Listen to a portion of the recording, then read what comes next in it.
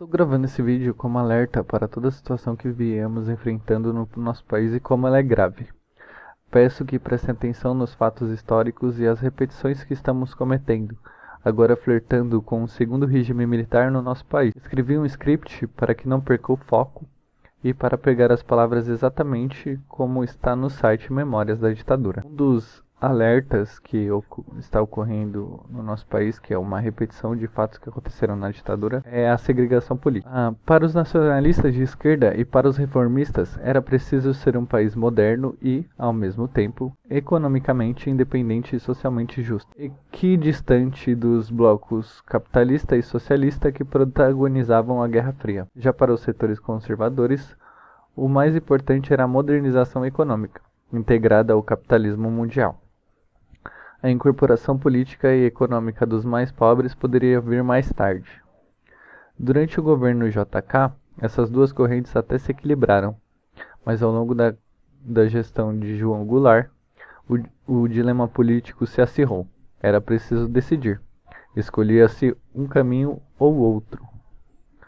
Nós vimos uma grande segregação política que aconteceu no Brasil nas últimas eleições e continuamos segregados. Podemos claramente verificar que o fanatismo político influencia no fortalecimento de um regime antidemocrático e fascista. A queda de um presidente e a crise econômica. Em 1961, o vice-presidente da República, o trabalhista João Goulart, conhecido também como Jango, assumiu a presidência em meio a uma crise política provocada pela renúncia de Jânio Quadros. Para tornar a situação ainda mais crítica, Jango tinha herdado uma grave crise financeira dos governos JK e de Jânio Quadros, com grande endividamento externo. A partir de 1962, a economia se arrastava a uma taxa de crescimento de 1,5% ao ano, em contraste com a média de 7% da década anterior. Em consequência disso, enfrentava a queda de produção e dos salários. Crescia a frustração entre as massas de trabalhadores com o aumento das reivindicações, infindável sucessão de greves operárias e lutas camponesas. Podemos verificar a queda da presidente Dilma, agora assumidamente um golpe confessado por Temer, e a crise que vem enfrentando economicamente Podemos verificar que a queda da presidente Dilma, agora assumidamente um golpe confessado por Temer, e a crise que o país vem enfrentando economicamente desde o segundo governo do PT, são fatores que influenciam no desenvolvimento desse pensamento autoritário. Agora, a luta contra o fantasma do comunismo. Em 1963, fortalecido, Jango acelerou os esforços em favor das reformas de base, que eram 16, com destaque para a reforma agrária, reforma da educação, reforma urbana, reforma bancária, reforma tributária, controle das atividades das empresas estrangeiras, reforma eleitoral, salário família e direito de greve. Embora acusadas por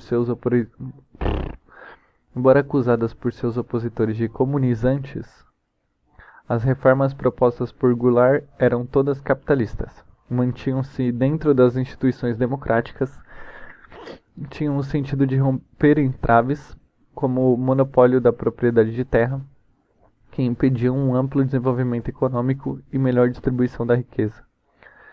Em resposta, no dia 19 de março de 1963, ou 64, eu esqueci de anotar a data, ocorreu a Marcha da Família com Deus pela Liberdade, em São Paulo, arquitetada pelos setores conservadores e convocada por entidades cívicas e religiosas de direita, em seu esforço de luta contra o comunismo. A marcha colocou nas ruas da capital paulista cerca de 400 mil pessoas, uma multidão nunca antes vista, que protestavam contra o governo considerado por elas como uma porta de entrada para o comunismo no Brasil. Isso animou os golpistas, que perceberam uma disposição de amplos setores das classes médias em apoiar a deposição de João Goulart. O atual presidente do Brasil e o atual governador de São Paulo, não posso afirmar sobre os outros estados, ascenderam ao poder com esse discurso anticomunista, o qual é totalmente desonesto.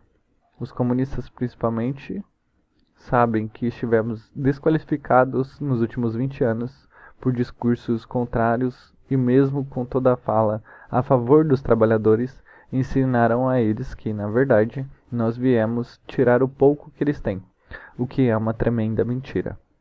Se você é pobre e apoia a mesma coisa que o seu empregador, você está errado. O seu patrão está em um lugar confortável que ele quer se manter e você provavelmente está numa situação que queria sair. É um erro achar que ele pensa em você.